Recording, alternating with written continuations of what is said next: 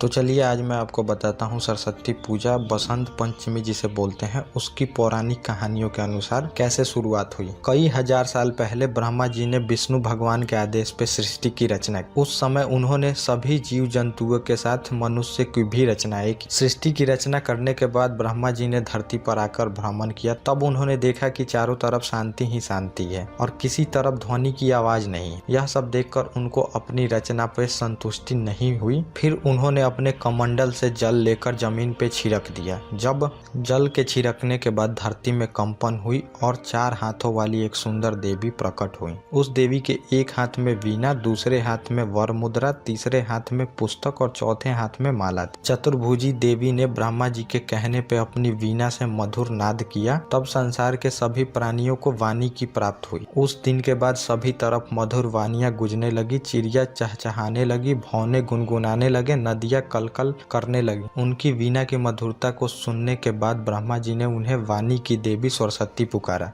तब से ही उस चतुर्भुजी देवी को सरस्वती के नाम से जाना जाने लगा। माँ सरस्वती देवी माघ माह के शुक्ल पक्ष के पंचमी के दिन प्रकट हुई थी, जिसे वसंत पंचमी कहा जाता है। तभी वसंत पंचमी के दिन को माँ सरस्वती के जन्म उत्सव के तौर पे भी मनाया जाता है। पुराणों के मुताबिक भगवान श्री कृष्ण ने माता सरस्वती से प्रसन्न होकर उन्हें यह वरदान दिया था कि भक्तों के द्वारा वसंत पंचमी के दिन उनकी पूजा आराधना की जाएगी। यही वजह है कि इस दिन हिंदू धर्म के लोगों द्वारा माँ सरस्वती की पूजा धूमधाम से की जाती है। माँ सरस्वती को शारदा, भगवती, वीणा वादनी, वाग्य देवी और वाणीश्वरी आदि के नामों से भी पूजा जाता है। माँ सरस्वती द्वारा संगीत की उत्पत्ति हुई, इसीलिए संगीत भजन के पहले माँ सरस्वती की पूजा की जाती है। इस कहानी से हमें यह सीख मिलती है कि जब तक अपने काम से संतुष्टि ना मिले तब तक उसमें बेहतर करने की कोशिश करना चाहिए।